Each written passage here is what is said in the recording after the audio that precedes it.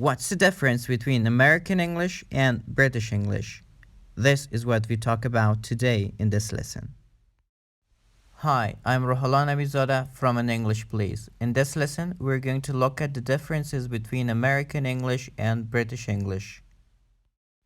You're going to learn the differences between American English and British English according to the pronunciation, spelling, vocabulary, and grammar. Okay, before we get started, remember to subscribe and click on the bell to stay up to date with the English Please lessons.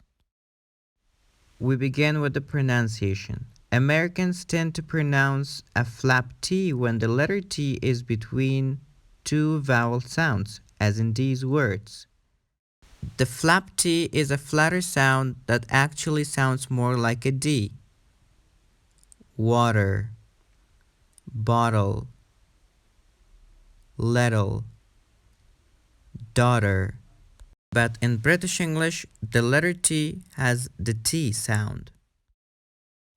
Standard American English clearly pronounced the letter R after a vowel sound, where most British English speakers don't.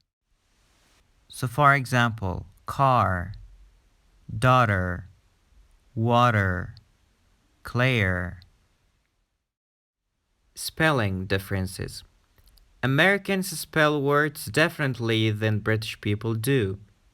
Here are three main differences between American English and British English spelling. Words which end with ER in American English often end with RE in British English, like center. Normally, words ending with IZE in American English can be spelled in British English either with ISE or IZE.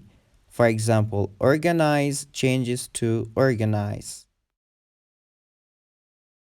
Sometimes words with OR in American English can be spelled in British English using OUR. For example, favorite color changes to favorite color. Some other differences are the way they write the words, like airplane, aeroplane, check, cheek, program, program, tire, tire. Vocabulary is surely an obvious difference between American English and British English. They use different words for the same thing, especially for nouns and foods. For example, in American English, they say cookie. In British English, they say biscuit. Americans say French fries, but British people say chaps. Americans say movie, but British people say film. Americans say soccer, but British people say football. Americans say apartment, British people say flat. Americans say eraser, British people say rubber. Grammar differences. Actually, there's a very tiny difference between American English and British English. The way they use to have verbs and prepositions and also some collective nouns is different. The way they change to have verbs into interrogative form is completely different. In American English, we say, do you have a car? While in British English, we say, have you a car? The only difference is using to do verbs in the interrogative form of to have verbs in American English and bringing to have verbs at the beginning of the sentence in British English. Using preposition is a common difference between American English and British English.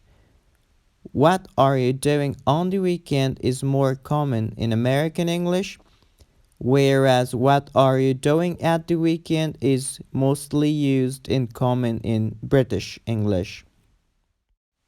When talking about a period in a week, through is mostly used in American English. For example, my brother works Monday through Friday, whereas to is very common in British English. My brother works Monday to Friday.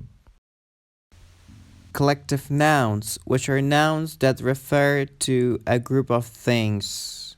For example, a group of students is called a class. A group of colleagues working on the same project is called a team. A group of cows is called a herd. Family, crowd, these are all examples of collective nouns. American English and British English treat these words differently in English sentences. In American English, collective nouns are singular.